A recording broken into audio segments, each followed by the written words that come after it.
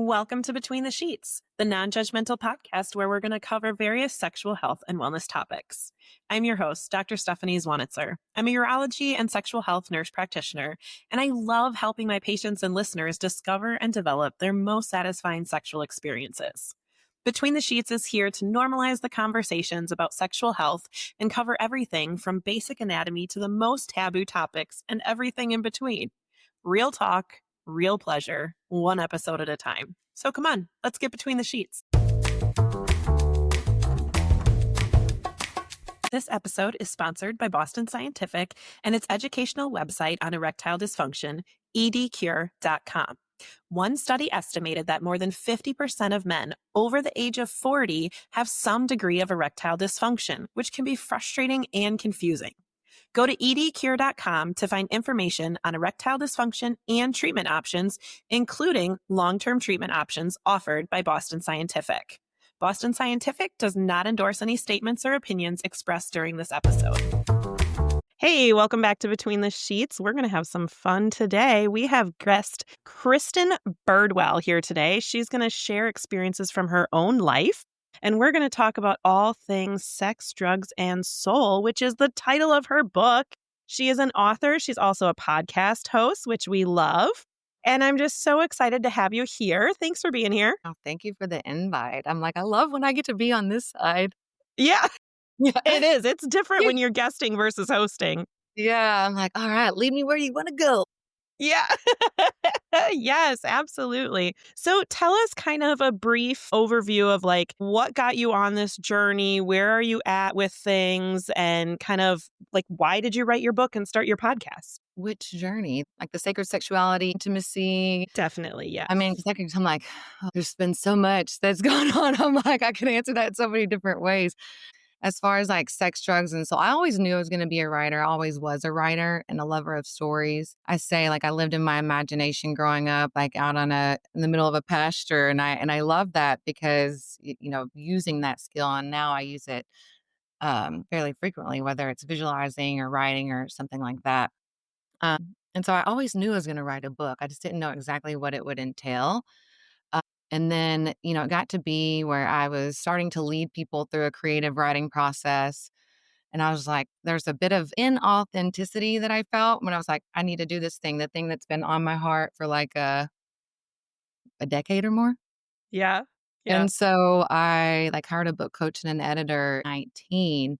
And then COVID happened. And I'd always told myself that I was like, I want the time and energy and to dedicate to the writing process. And I was like, in some ways I got that during that time. So I wrote it during COVID. My editor was fantastic. She like would ask me questions and prompted in the notes. And then that was a whole journey in and of itself. And then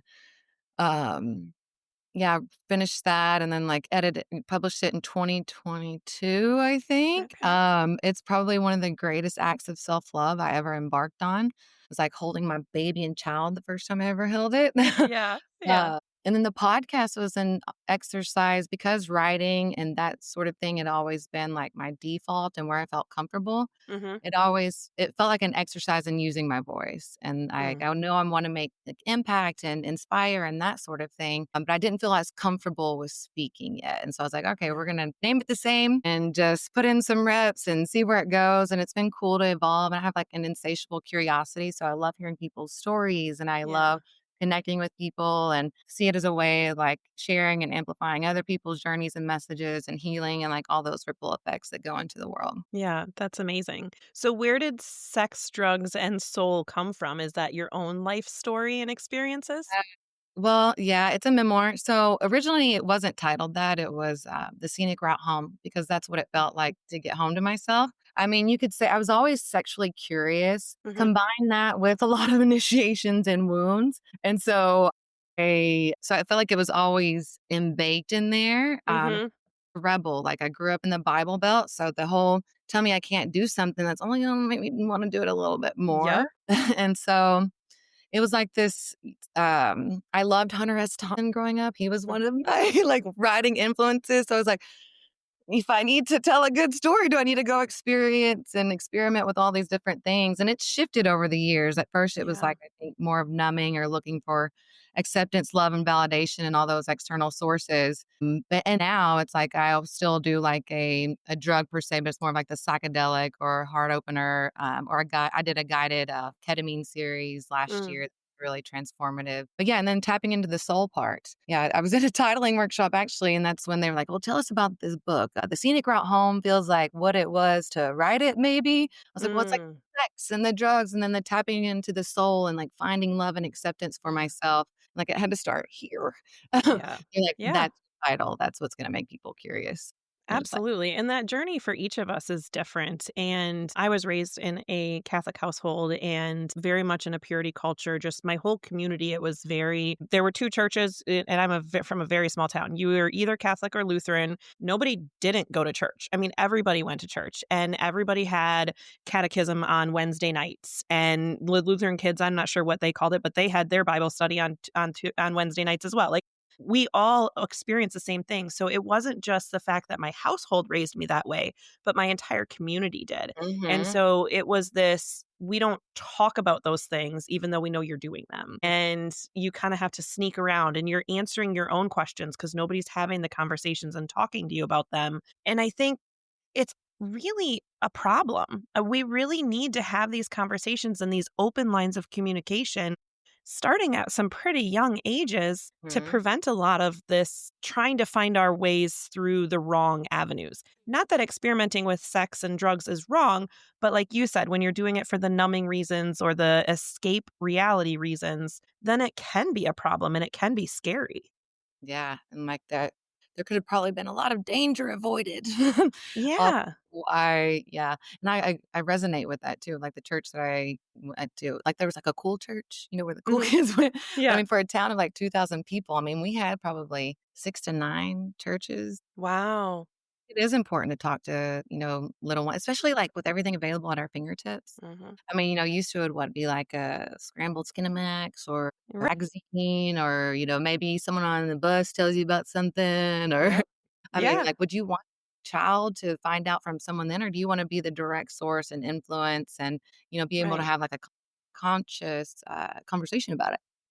Right, and teach correctly, right? Teach the biology, teach not necessarily do's and don'ts, but the what ifs, if you do get pregnant, if you do this, if you get an STI, if you do, there are, I don't want to say consequences to what we do because children are lovely and whatever, but there are circumstances that can happen based on our behavior. And Mhm, if we're not having those conversations, then you don't even sometimes realize that certain things could happen mhm, and the emotional damage that some of us did to ourselves by experimenting and being in unhealthy situations or relationships, it's very damaging. And I really hope that we can do a better job for the upcoming generations by having conversations like this, my podcast, your podcast, et cetera, because I think it makes a big difference. I do too, and I think that, it would have ripple effects in later on into, like, adulthood. They'd be able to have conversations with people like their potential partners or, be able to have Hmm. a conversation and alleviate shame too.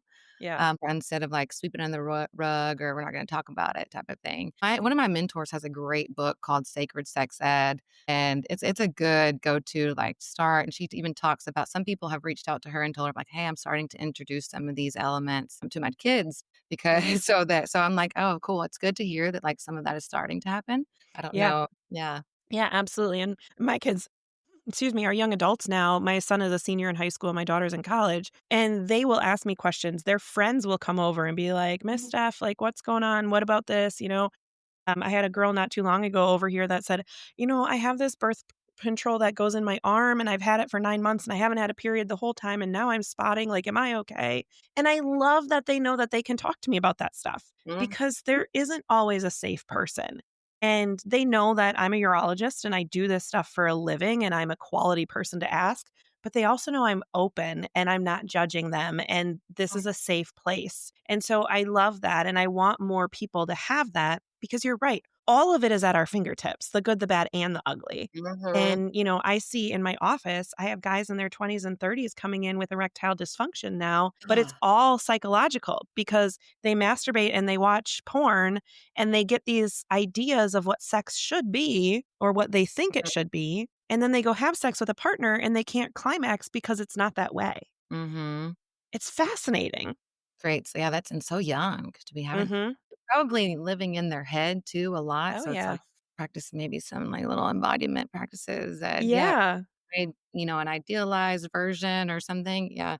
I've heard a lot about that. Or I've Yeah. had people reach out at a younger age and they're like wanting like stuff, info or advice or guidance all around ED. And I'm like, wow, that is Yeah. surprising that it is like the younger. Yeah, and I think the other part of it is performance anxiety in the sense of, when I was in high school, there weren't really AP classes. Maybe they were just starting to be a thing. You did basic stuff. You got, into college with your ACT or SAT scores.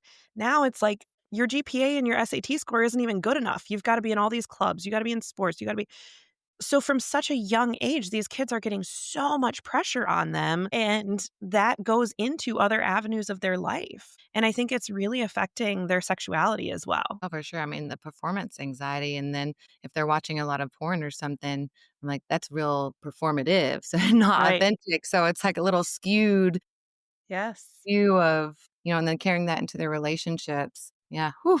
Yeah, it's a I'm glad lot. that I didn't grow up in there. I was like social media and phones at my fingertips Right. and Right. just scrambled. Yes. Like Absolutely. a blessing there too. Yeah. Talk to me a little bit more about your sexual journey and like how you kind Yeah. of worked through that. Yeah. So I had, some what I call initiations at an earlier age. And then really, I feel like I had a sexual awakening.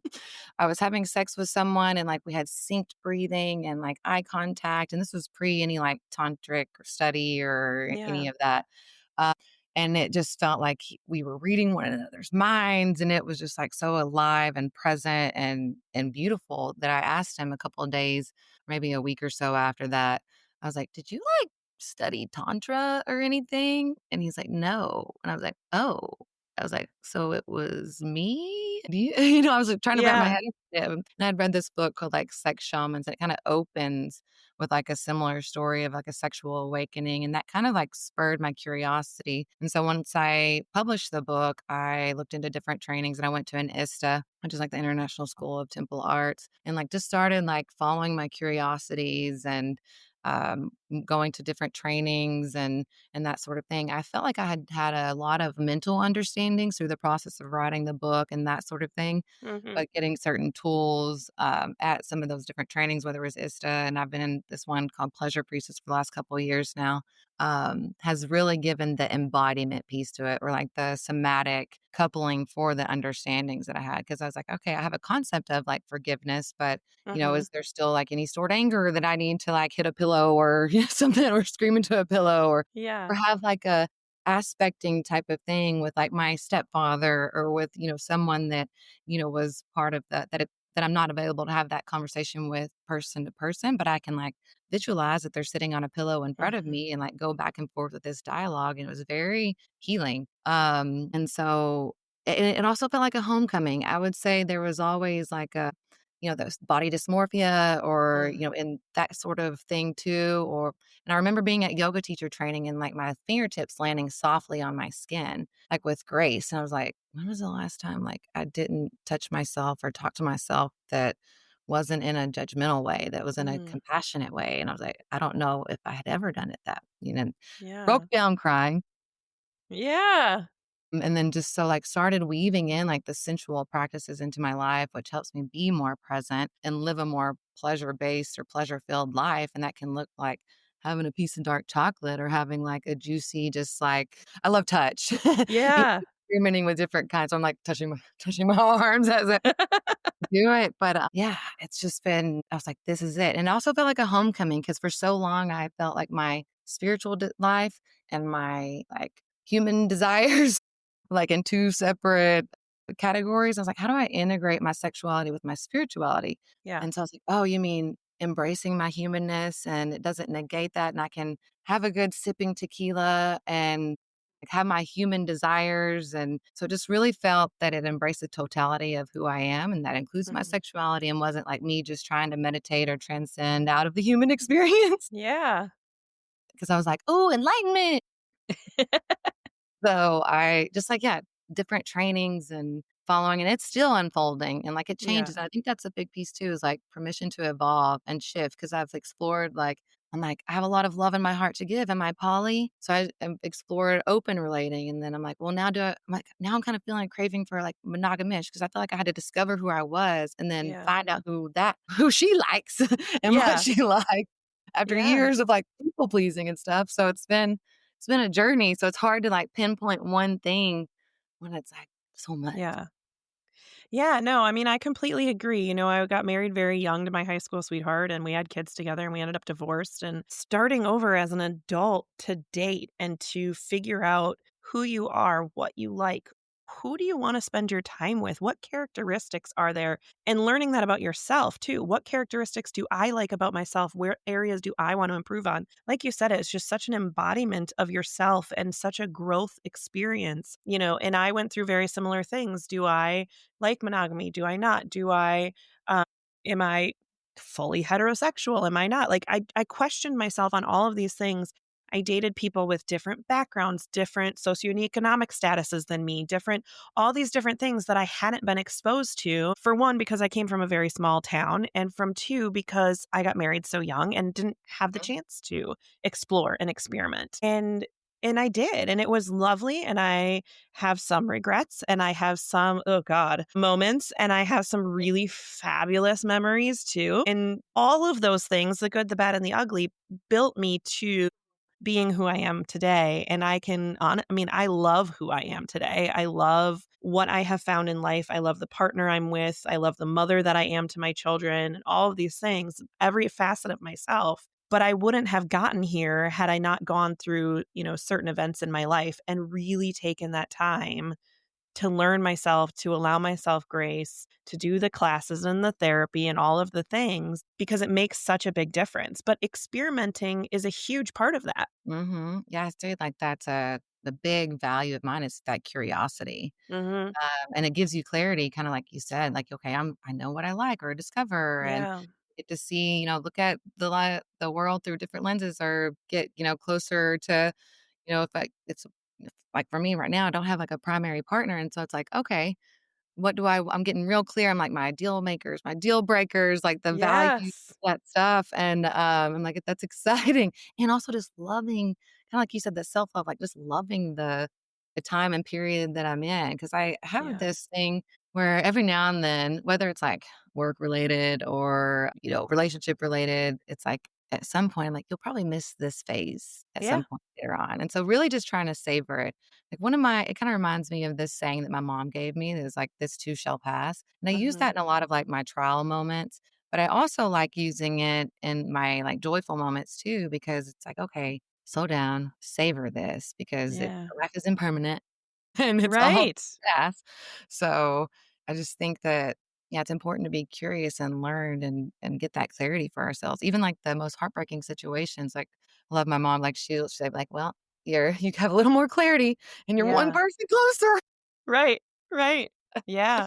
I mean, I went through a situation a few years ago where I was dating someone who, to me, it was like serendipity. We had known each other as kids, did our own thing as adults, came back together, and it was beautiful. I mean, there was just so much quality in that relationship, so much honesty and friendship and partnership. And it was beautiful until it wasn't. And literally got a text in the middle of the night that I woke up to the next morning that basically just said, "This has been great, but I'm out," kind of thing. And I've Right. never heard from him again, never contacted me, never anything like that, like blocked me immediately. Um, to each their own, right? But to me, that was such a devastating thing because I got no closure. I had no idea what happened. I mean, I assumed I knew what happened because what everything else was going fine. So why would you just all of a sudden disappear? And it took me months to gain clarity on that, to stop worrying about, is he ever going to reach out again? Do I care? Do I want someone to Mhm. reach out to me that was so easily and cowardly about just see you later and never speaking to me again? Like, to me, that's so cowardly. If you found somebody else, if you don't want to be with me, have a freaking conversation with me. Like, Yeah. we are grown ass adults, you know? Yeah. I can handle it. But that devastated me. And to come to find out that he did find someone else. And by the time I was still working through my emotional trauma, he already had this girl pregnant. So, like, that was such an eye opening moment for me to say, like, okay, I need to make sure that I am 100% happy with me and my life and everything I have going on. And that whatever partner I choose going forward is an addition to that, Mhm. adds to my happiness, adds to my life, but isn't my life, isn't my happiness or my identity. And I really have embodied that over the last several years since we ended. And it's amazing the growth. And now I can look back at that relationship and be like, well, this should have been a red flag and this should have been, and I shouldn't have tolerated that or whatever, even though at the time and at that moment, it felt so beautiful. Yeah, I mean, it sounds those are so challenging. I'm like, the Yeah. ghosting or, like, the non-communication, it's like, yes, it provides care. It sounds like it was, like, a catalyst too to, like, do all of that or, like, wrap up that to get to that place. Yep. I always like to, like, "Okay, what was the gift in it?" I'm like, Yes. it's all working out for good even if I can't see it in this moment." Like, Right. that's I'm like, even if I yeah, 'cause, yeah, Yeah. the ghosting, I'm like, And, you I know, just so many beautiful things came out of that. I yeah. had a therapist who, to this day, I still stay in contact with, and I've read some amazing books out of it. I don't know if you've ever read Glennon Doyle's Untamed. Oh, yes. Fabulous book. Love it. That helped me feel release and like I was allowed to go out and explore and figure out who I truly am to myself because she figured that out for herself, you Mhm. know? And I think there's just been so many beautiful things that have come out of that since then, and the partner I'm with currently blows that guy out of the water as far as how he treats me and everything that we have together. So, yes, absolutely, I am in a better place now. But again, I'm in a better place because I went through that and I did Mhm. the work and took the time to heal and to experiment and to learn and grow, which I just think is so important for our individuality. And I loved what you said earlier about taking time by yourself and how you love touch. And you just, because that's one thing that I think, especially as women, we don't do. We don't take time for ourselves. We don't please ourselves, whether that means orgasm or not. Like you said, sometimes you just want that piece of chocolate and Mhm. just savor it and love that. And I think that's so important. Yeah, it's like, how can I make this next little moment of life more pleasurable or Hmm. romanticize life a little bit? Like, I mean, I've Yeah. did like this pleasure mapping session with myself where I was like, oh, I'm just gonna experiment. I'm touching my wrist over here. I'm like, I'm gonna experiment with like different parts of my body. And I'm like, oh, that one, that's a surprising sensitive little erogenous zone that's Yeah. not on the typical erogenous zone list. So it's Yes. like, I'm like, okay, how can I find that? And I feel like it just helps like that, mind body connection and just really, yeah, just enjoying the time with myself and just Hmm. feels nourishing too. That's Yeah. another one of the questions that I like. I'm like, okay, what's going to nourish me in that moment? Sometimes it's a salad. Mm. Sometimes it's a steak. Sometimes Yeah. it's, my potatoes or like very food and sensual and all Yeah. that stuff. Motivated. I'm like, I tell people my food is one of my love languages. Right. Right.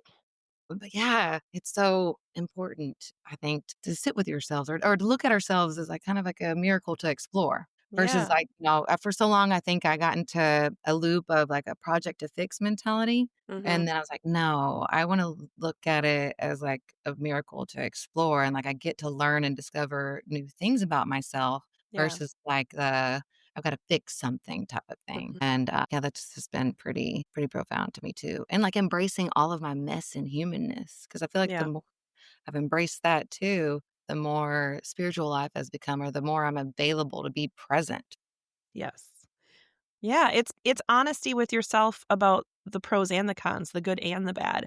Yeah, I love myself and I'm a great person, but don't believe I don't know my own flaws and I don't work on those and I don't, but I think the more I've taken time for myself, the more I've been able to give myself grace in those moments. And I love what you said about pleasure mapping because that's huge for people that don't really understand that or haven't heard that concept before. Do you want to explain that a little bit? Yeah, for me, it's like having like a curious lens on and like a little self-discovery, and you can do it, you can experiment. It's like, you can experiment with different types of touch, with Mhm. different temperatures. You could do like a warm oil, you could do a flower, you could do an ice cube, you could do a Mhm. feather, you could do your hands. But just, Yeah. like, kind of exploring different areas on your body. You could touch your genitals, you could not. You could Mhm. do different times in your cycle and just be like, "Okay, when I'm ovulating, I know I'm like, oh, I like this more, like, grippy touch or, like, more Yeah. primal,' or there's, I like this cool chain thing." I don't know. Or if I'm feeling like, kinda like in my luteal or I'm about to start, I'm like, maybe I want something a little more tender or slower. It's Mhm. kind of like discovering. So I look at it as a way to like find what turns me on or lights me up or feels pleasurable in my body. Yeah. And I Yeah. think it's important to do that. And my listeners know I talk about this a lot. If you take the time to do that when you are by yourself, then when you're with a partner, you Mhm. know better how to allow them to please you. And hey, I actually really like this touch. Or, like you said, especially for women with our cycles, like there are certain times where I'm like gung ho, ready to go. And there are other times where you got to spend more time warming me up. Mm. Or I want something harder, faster, firmer. I need something softer, gentler, more sensual. Like, and there really are those differences, and not only with our cycle, but through phases of life when you have little kids versus older kids versus no kids, when you're, Good point. in more of a romantic phase of things versus let's just hook up kind of phase. So there's different things in different ways, and taking that time with yourself to know what you like in all these different moments is really important and crucial to then when you are with a partner. Yeah, for sure. I have like a tout. I'm like, no faking orgasms. But that's Yes. also because I took the time to discover, like, okay, and then now I can communicate. And I feel Yeah. like that also helps your partner and probably helps alleviate some of like maybe the performance anxiety, especially if it's like in a newer dynamic or you're learning or discovering together. It's like, oh, if you have the roadmap, Yes. hop in the car with you. Yep. Oh, yeah, I love, like, the sensual massage too, in, Yeah. like, life. I'm like, "Yes, if you give me, like, a 10 to 15-minute sensual massage, chances are, Yeah. if you don't just straight from my Right. clit, I'm Yes. like, that I'm gonna be nice and relaxed." Yep. Yeah, absolutely. Yeah, It's so important. And just that self-care and that self-learning, and whether you bring yourself to climax or not, whether you ever even touch your genitals or not, it's still important to allow yourself that time and to feel pleasure and just sit in that moment. yeah.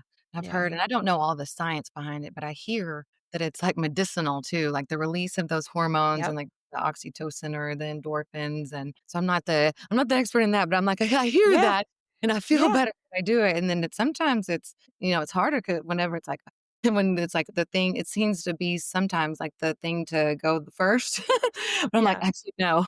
I need to prioritize this," even if it's, like, 5, 10 minutes, like, it doesn't have to be, Right. like, a super elaborate thing. Another Yes. thing that I love is, like, this devotional undressing with self, because sometimes it's like, "Okay, how are we just sort of Yeah. taking our clothes off?" Like, it's like, no, slowing down and, like, savoring, and, like, you can do it with yourself or you can do it with a partner. Mhm.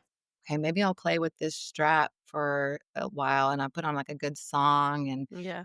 really feel the touch or close my eyes and like, transport myself to, like, the ancient days where the priestesses were Yeah. dressing or undressing or the royal or divinity or treating myself as, like, the divine being that I am. Oh, I Yeah. love that, just, like, slowing down. Yeah, it's really important and it's very sexy and it's good to do and to try different things. I mean, it's just so important to be open-minded and experiment, and if you are in a relationship, the communication factor is so big. The aftercare of, "Hey, did you like this? Did you not like this? This touch was good, but not this one," whatever. But doing it in such a loving and communicative way without judgment, just say, "Hey, next time let's try this instead," or "Keep doing that. I like that a lot." It's such a great time, and especially when you're like basking in that post-orgasm glow of your oxytocin, to have those conversations, it's beautiful and it's wonderful. And there are health benefits, like you said, they decrease migraines, they improve cardiovascular health, they improve our circadian rhythm and our hormone balances and all of these wonderful things. For men specifically, it decreases your risk of prostate cancer the more you orgasm. So, there's lots of really, really good health benefits on top of just that lovey-dovey feeling and that connection with your partner if you have one. So Yeah. I love that. Yeah, no, I think it's important too because I feel like there's a maybe post COVID too had something to do with like just a higher number of people being touch hungry or touch starved Yeah. and like our touching ourselves or touching one another or even like platonic touch Mhm. friends or something. Like, just I think that that maybe should be a little bit more normalized, like the Yeah. hugging or the I even know some people that will do, like, some groups, and they'll do, like, consensual, like, non-sexual touch, but Mhm. just very supportive, which I think is really cool too. Yeah, I mean, you can order a cuddle buddy now off of these Yeah. apps. Like, I love that. It's great and totally non-sexual. Just come snuggle me and talk to me or take a nap with me or whatever. Like, it's a great way to get touch. It might creep me out a little bit if I don't know you. I like to know whoever's touching Yeah, me, but, to each their own. for sure. I know, I'm like, I have a dog. He can't really be Big Spoon. Yeah. Yeah. I'm like, I'm Big Spoon for him, That's but right. yeah. That's right. Yeah, so No funny. judgment. So Yeah. when you're writing your book and doing your podcast and stuff, so we've talked about the sex stuff. Did you use the drugs and alcohol as an escape as well? Was that part of your journey as kind of In figuring out early where you felt? Yeah. I mean, totally in my early to mid 20s, it was like, whoo, yeah. And then later on, it kind of shifted to like, psilocybin mushrooms. And that was a transformative experience. Honestly, it was like a reset button for joy Mm, because I had lost my dad and I thought that I was just at a new baseline for joy. This was in mhm, 2013, where he died in 2013. And then the mushroom experience was like 2017.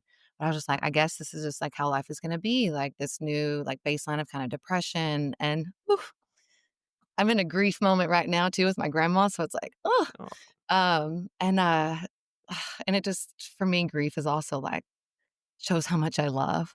But yeah, that experience with the mushrooms, so I was that baseline. I was like, okay, this is the new depression, whatever. And yeah, so I ended up having this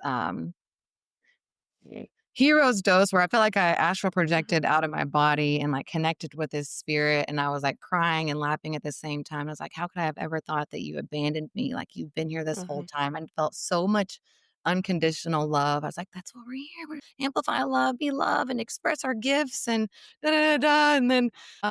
And then I came out of it like the next day and it just felt like I could see the interconnectedness of life, like a little hummingbird like went over to a little flower and just like this. And it was just like, wow. And it was like a good just reset button. And I was like, oh, I can experience like exhilarating joy post that. yeah, So yeah, just so beautiful. And then there was a bit of a journey too with my ketamine series last year that was another like transformative journey. I had gotten to a point where I was starting to experience like some suicidal ideation thoughts. I was like, this mm, is me, like red alert, like what's going on? And so I had looked into it and I found a therapist and did it all like guided. In my 20s, I would not have done anything guided per se, but totally recommend. And then, in the first session, I was like, why am I in this cornfield? I'm in a cornfield. And like the next session was like, stay for the harvest. And then another mhm, one, I was like, my younger self was dancing with my dad's younger self. And it was like me doing this work was like liberating his spirit. And I was like,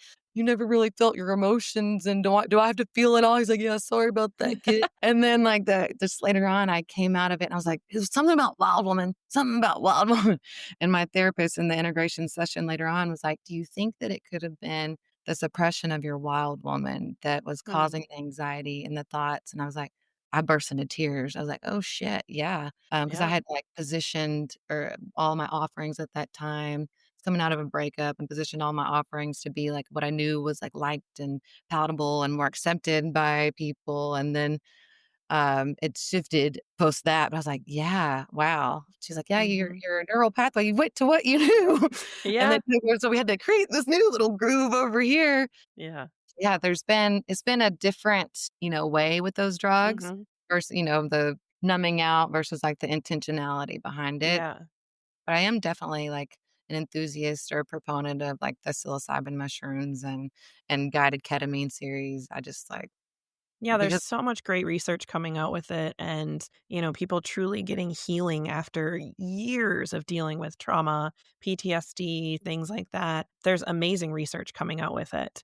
And I think, it's especially when, like you said, you find a therapist, somebody who knows what they're doing, how to do it, because you do need someone there. I mean, it's a guided, monitored situation. It's not something that you should take lightly. Mhm. It's definitely something that you want a professional who knows what the hell they're doing Oh, helping yeah. you. Yeah. Yeah. I mean, and I didn't realize and I had kind of, like, resisted traditional therapy for a long time.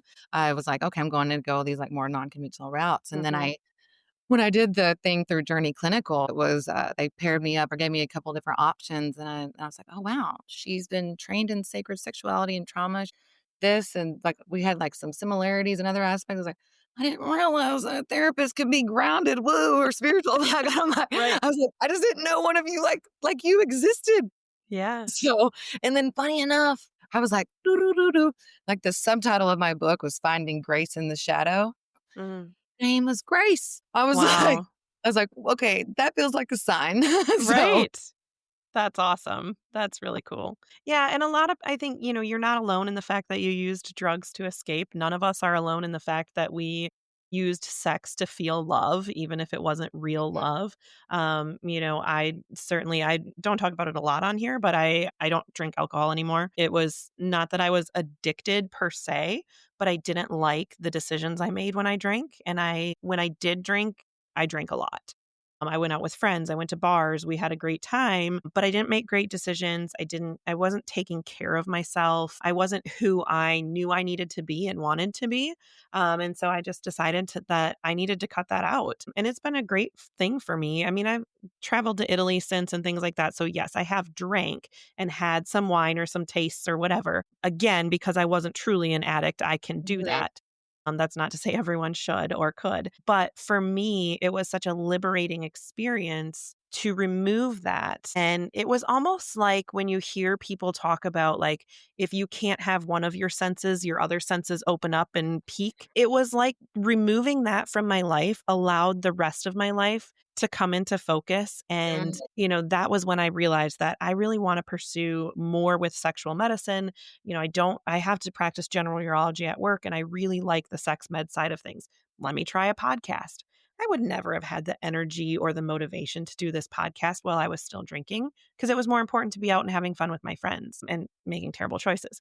So, that for me was a really great moment and journey and movement to become who I am. And I think it really allowed me to find my best self and allow myself pleasure in other ways. Whereas I thought this one thing gave me pleasure. mhm. Taking that away allowed me to go into all these different areas and try a lot of different types of pleasure, which was really cool. Yeah, I feel like it would bring a lot of things online. So, like, do I like this if I only like it under this influence?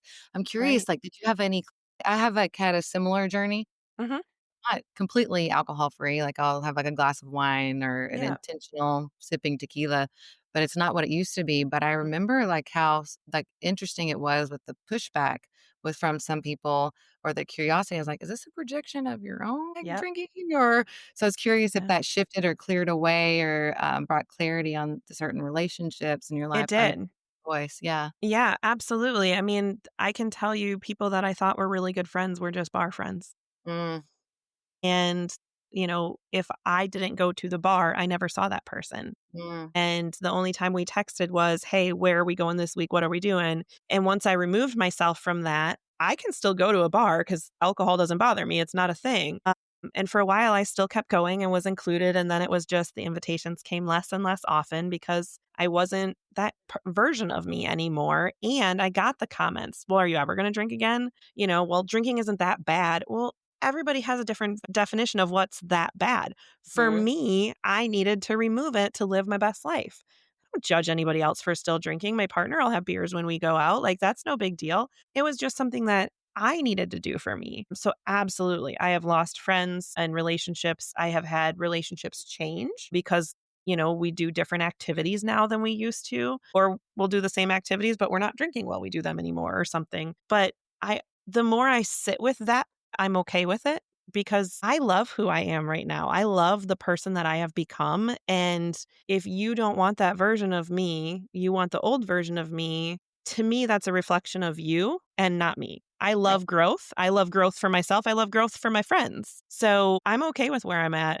But yeah, I got a lot of flack. Yeah, I know. I was curious. I found, like, I discovered, I was like, oh, I really like depth. I value depth. And I feel like it increased like the level of connection with other people, Yeah. while others, like, it shifted or distanced or evolved in some capacity. And also, yeah, it was like also kind of a cool, like, oh, okay, I can Yeah. shift my relationship and say no and go do fun, cool Yeah. things that used to, I'm like, I don't know if I would have done this without any alcohol. Right. Like go to a concert by myself or go to a dance, thing or, Yeah. have anything.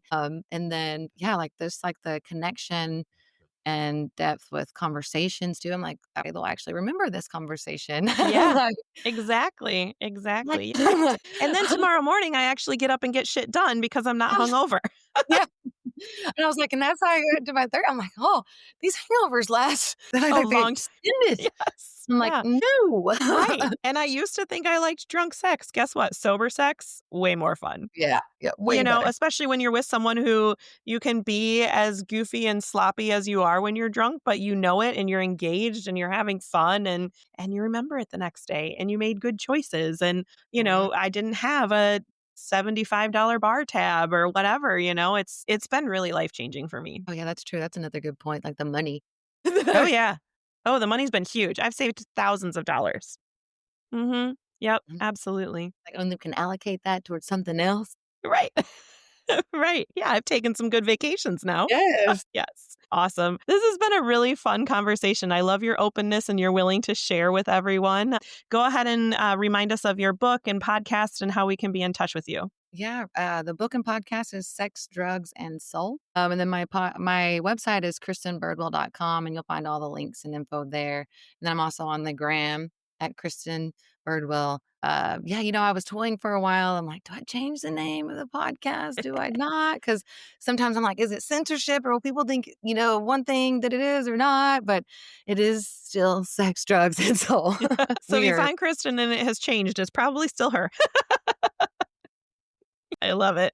And we'll go ahead and put all those links in the show notes too. Kristen, thank you so much for being here. I appreciate your openness and your conversation today. Oh, thank you. I feel like I could chat with you for a while. Yeah, Like, let absolutely. sit by. Yeah, thank you for the invite. Absolutely. All right, everybody, have a great week and go have some fun between the sheets. Ooh. Thank you for joining us and exploring sexual health topics here on Between the Sheets. New episodes are available every Wednesday. Please subscribe and rate our podcast so we can reach more listeners. And don't forget to tell your friends, partners, and anyone who will listen about Between the Sheets. Send any comments, questions, or stories to podcastbetweenthesheets@gmail.com. It's all one word, podcastbetweenthesheets@gmail.com. Thanks for listening and go have some fun between the sheets.